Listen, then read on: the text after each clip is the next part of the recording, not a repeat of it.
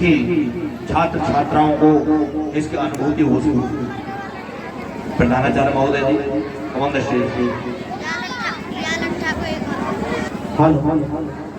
तालियों से स्वागत किया जाए। सर्वप्रथम मैं उस परमपिता परमात्मा को उनके श्री चरणों में बार बार नमन करता हूँ कि गत वर्षों की भांति इस बार भी उनकी कृपा हम पर रही और आज हम यहाँ पर एक बार फिर से सभी उपस्थित हैं। आप सबसे कहूँगा कि उस परमपिता परमात्मा के लिए जिनकी कृपा से ही हम सब लोग यहाँ पर हैं। 2017 से विद्यालय चलता आ रहा है और गत वर्षों की भांति आज उनकी कृपा से हम सब लोग यहाँ पर उपस्थित हैं। आप सबसे कहूँगा कि एक बार उस परमपिता परमात्मा के लिए जयकारा बोलेंगे। बोलिए वृंदावन बिहारी लाल की जय, बोलिए भारत माता की जय, हिंदुस्तान जिंदाबाद, हिंदुस्तान जिंदाबाद, वंदे मातरम। आज ऐसा तो खैर सभी जानते हैं कि आज 15 अगस्त है, स्वतंत्रता दिवस बड़ी धूमधाम के साथ हमारे इस विद्यालय की भांति पूरे हिंदुस्तान के अंदर मनाया जा रहा है। जानते हो क्यों? नृत्य करना, डांस चल रहा है, उन वीर शहीदों को याद किया जा रहा है जिनकी वजह से ये देश आजाद हुआ।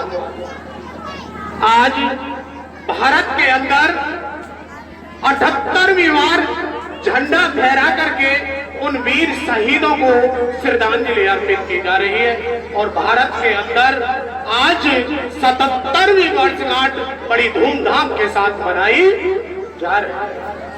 बोलिए भारत माता की, हिंदुस्तान वंदे। 15 अगस्त 1947 को हिंदुस्तान में पहली बार झंडा फहराया गया था। 15 अगस्त 1947 को हिंदुस्तान में पहली बार झंडा फहराया गया था क्योंकि देश आजाद हुआ था। देश आजाद।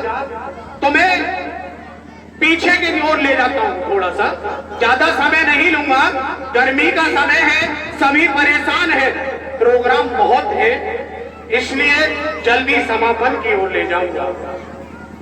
आज मुझे तो ये लग रहा है कि इस तरीके से जो प्रोग्राम चल रहा है, यदि ऐसे ही चलाते रहे तो प्रोग्राम शाम तक खत्म नहीं होगा। मुझे लगता है प्रत्येक बच्चा उस तरीके से आगे बढ़ रहा है, हर बच्चा करने का इच्छुक है, कुछ ना कुछ चाहे नृत्य कर रहा हो या सुना रहा हो।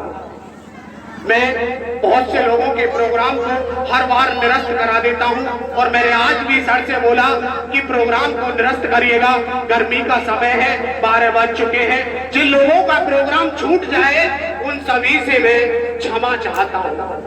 क्यों? क्योंकि गर्मी है और सभी सुबह से भूखे भी हैं। जिन किसी का प्रोग्राम निरस्त हो रहा हो उन सभी से क्षमा चाहता हूं, नेक्स्ट टाइम उनका प्रोग्राम करूंगा। या मुझे लगता है कि जिस तरीके से सभी बच्चे उत्सुक हैं, मुझे लगता है कि 2-3 दिन प्रोग्राम चलाना पड़ेगा विद्यालय में, तभी जाकर के सभी को संतुष्टि मिल सकती है।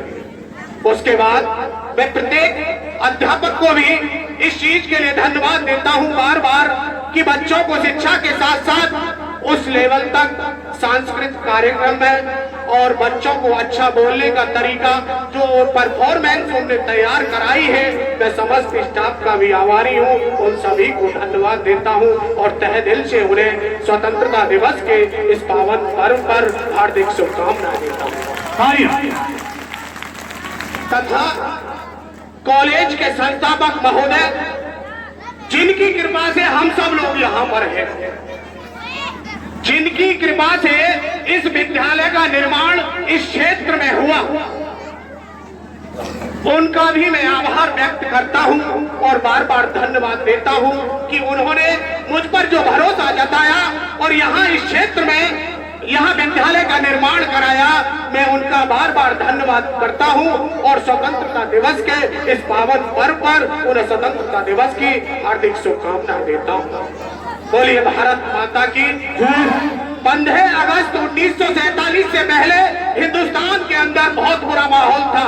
जिस तरीके से आज हम खुल करके नृत्य कर रहे हैं, नाच रहे हैं, भजन कीर्तन, अपने संवाद, देशभक्ति गीत सभी खुल करके गा रहे हैं, किसी भी प्रकार का कोई दबाव हम लोगों के ऊपर है किसी के ऊपर।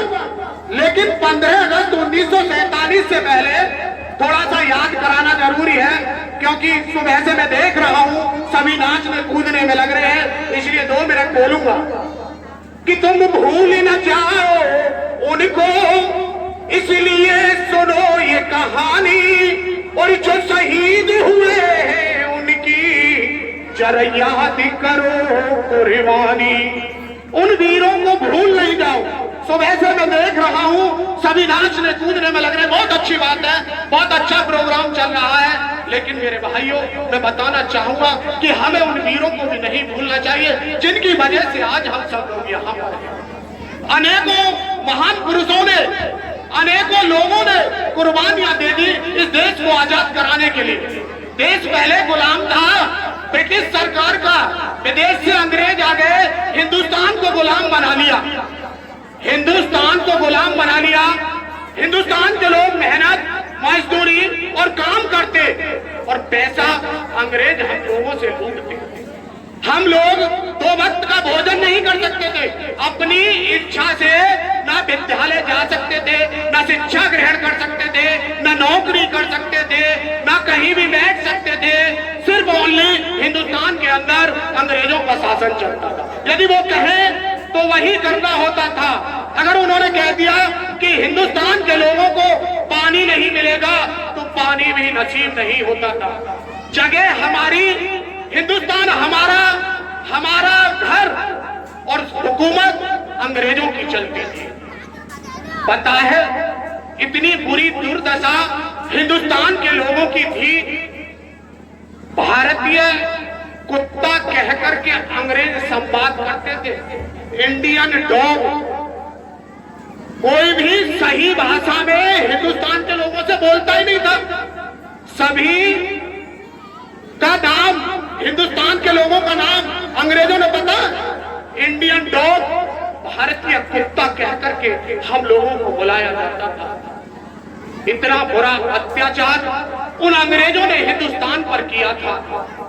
लेकिन कुछ समय के लिए ही बुरा समय आता है, अधिक समय के लिए नहीं, कुछ समय के लिए ही बुरा समय आता है। हिंदुस्तान पहले भी आजाद था और आज भी आजाद है और आगे भी रहेगा यदि हम सब लोग अच्छे से मेहनत और संकल्प लेकर के चलेंगे। अनेकों वीरों ने, अनेकों पुरुषों ने, हंसते हंसते लोग फांसी पे चढ़ गए थे देश को आजाद कराने के लिए। जानते हो, देश को आजाद कराने के लिए यदि हम लोग कोई मुहिम चलाते थे तो हिंदुस्तान के लोगों पर अंग्रेज इतना अत्याचार करते थे कि हर वक्त गोली के निशाने पर हिंदुस्तान के लोग रहते थे। जलियांवाला बाग, एक कांड तुमने सुना होगा। जलियांवाला बाग की कहानी लगभग किताबों में हिंदुस्तान के लोगों ने एक सभा बनाई के कहने पर इतनी गोलियां वहां बरसाई थी, हिंदुस्तान के लोगों का इतना खून बहा था। ओनली सिर्फ उस चीज को भूलना मत, ओनली सिर्फ केवल लाखों वीरों ने, हिंदुस्तान के लोगों ने अपनी कुर्बानियां दे दी थी, तब जाकर के हिंदुस्तान आजाद हुआ था। मैं ऐसे महान वीरों को, ऐसे महान सपूतों को जो हंसते हंसते फांसी पर चढ़ गए, हंसते हंसते मृत्यु के घाट चले गए, हंसते हंसते गोलियां खाई, मैं उन वीरों को, उन महान सपूतों को तहे दिल से श्रद्धांजलि अर्पित करता हूँ। मैं आप सभी से कहूंगा कि आज भी हिंदुस्तान के बहुत से लोग ऐसे हैं कई प्रोग्राम मैंने देखे, वतन के थ्रू थे, आज भी देश की सीमा पर तैनात थे फौजी भाई, जो देश की रक्षा के लिए हर समय ना होली मनाते हैं, ना दिवाली मनाते हैं, कोई त्योहार नहीं मनाते। जब सरकार कहे तो घर आ जाते हैं बेचारे, और नहीं तो हर वक्त बॉर्डर पर तैनात रहते हैं। मैं उन वीरों को भी सलाम करता हूँ, जिनकी वजह से आज मैं इस विद्यालय के प्रांगण में सुरक्षित होकर के बोल रहा हूँ। आज भी हमारी सुरक्षा के लिए बहुत सारे लोग फौजी सुने हैं सेना में, सभी ने सुने होंगे, आज भी गोली लेकर के बॉर्डर पर तैनात रहते हैं। न जाने कौन से वक्त कौन सी गोली उनके आकर के लग जाए, और न जाने कौन सी माँ बहन का वो चिराग बुझ जाएगा। लेकिन फिर भी हिंदुस्तान के लोग हर वक्त मरने के लिए तैयार हैं, लेकिन वो चाहते हैं कि हम देश को गुलाम नहीं होने देंगे। इसलिए मैं तुमसे भी कहूंगा कि आगे पढ़कर शिक्षित बने, देश का भविष्य बने, देश की बागडोर संभाले। अधिक तो नहीं कहूंगा क्योंकि समय बहुत ज्यादा हो रहा है, 12 बज चुके हैं, तो प्रोग्राम को बहुत जल्द समापन की ओर ले जाऊंगा। एक बार सभी से बोले, सभी बोलेंगे, बोलिए भारत माता की, हिंदुस्तान जिंदाबाद, वंदे मातरम, जय हिंद, जय भारत। बहुत बहुत धन्यवाद।